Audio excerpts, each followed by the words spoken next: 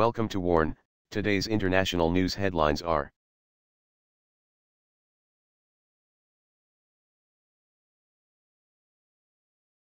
Lockheed launches new version of Super Hercules aircraft. Lockheed Martin Corp launched on Tuesday a new version of its Super Hercules military transport aircraft at the Paris Air Show, meant for use in special operations. The multi-mission airlifter, C-130J SOF, comes with special mission equipment options and can be configured for armed overwatch that includes a 30mm gun and Hellfire missiles, the largest U.S. weapons maker said. The C-130J variant can touch down on austere landing zones or makeshift runways and have been deployed both in combat operations and in humanitarian relief missions, the company said. The latest one, configured for special forces, is the 10th variant of 4-engine turboprop Super Hercules, which is used by 17 nations and has clocked more than 1.5 million flight hours, Lockheed said. U.S. forces shoot down another Iranian drone in Syria. U.S. forces shot down an Iranian drone in southern Syria on Tuesday, the second such air-to-air encounter this month as opposing forces converge around a key American training garrison near the border with Jordan and Iraq. The Shahed 129 drone was armed and displayed hostile intent when it was intercepted by an F-15E Strike Eagle around 12:30 a.m. local time near the Syrian city of Tanf, according to U.S. Central Command. It was observed heading toward coalition forces, who were outside the outpost, officials said. Ukraine-Saudi alliance presents new Antonov cargo plane at Paris Air Show. This year's Paris Air Show saw the debut of the Antonov 132, a light multipurpose transport aircraft that makers Ukraine and Saudi Arabia hope will capture new markets because of its low operating costs.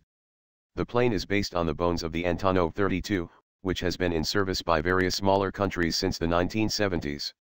Engineers at Antonov, in concert with the Saudi King Abdulaziz City of Science and Technology and the state-owned Technia Aeronautics research arm, completely rebuilt the plane in the past year and a half, preserving only the original cross-section while putting an emphasis on composite materials. At a per-copy cost of roughly $30 million and hourly operating costs of between $2,000 and $3,000, retired Technia CEO retired Major General Ali Al-Ghamdi foresees favorable market prospects for the new plane. "We have been approached by so many countries," he told a small group of reporters following a tour of the aircraft on the tarmac here. Al-Ghamdi demurred when asked to name any clients, citing confidentiality of the negotiations. U.S. lawmakers launch Space Corps legislation. A House Armed Services Committee subpanel plans to create a new Space Corps within the U.S. Air Force so the military can better answer threats in space. The move comes in the Strategic Forces Subcommittee's section of the annual Defense Policy Bill. A summary was released Tuesday.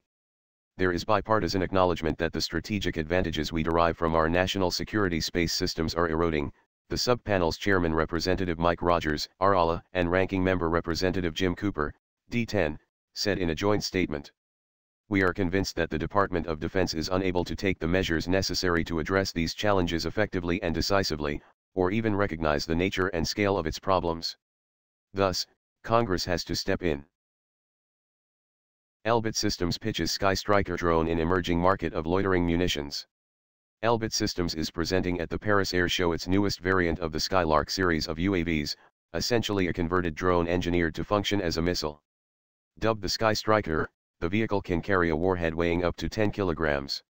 During its maximum loitering time of 2 hours, operators can program the drone to circle over an area either very low to the ground or hiding in cloud cover and dive upon a target after positive identification through the video feed. Because its engine is electric, the presence of the drone overhead is not audible, a company executive, who declined to be named in discussing the weapon, told Defense News. Global demand spurs restart of Raytheon missile production line. Raytheon expects to grow Standard Missile 2 business well beyond the initial $650 million program that spurred a restart of the production line, said CEO Tom Kennedy. Raytheon announced this week at the Paris Air Show the restart of its Standard Missile 2 production line, after the Netherlands, Japan, Australia, and South Korea decided to purchase the SM-2 under a new bundled contract through the Department of Defense. The missile defends navies against anti-ship missiles and aircraft out to 90 nautical miles and an altitude of 65,000 feet. Australia, Canada, Germany, Japan, Korea, the Netherlands, Spain, and Taiwan are customers. New orders will include 280 SM-2 and 3B missiles. Thanks for watching. I hope you like this news. Please share your views in comment box. Please like and share this video. Press subscribe button and bell for auto update to you regarding my channel world action and reaction news. Warn.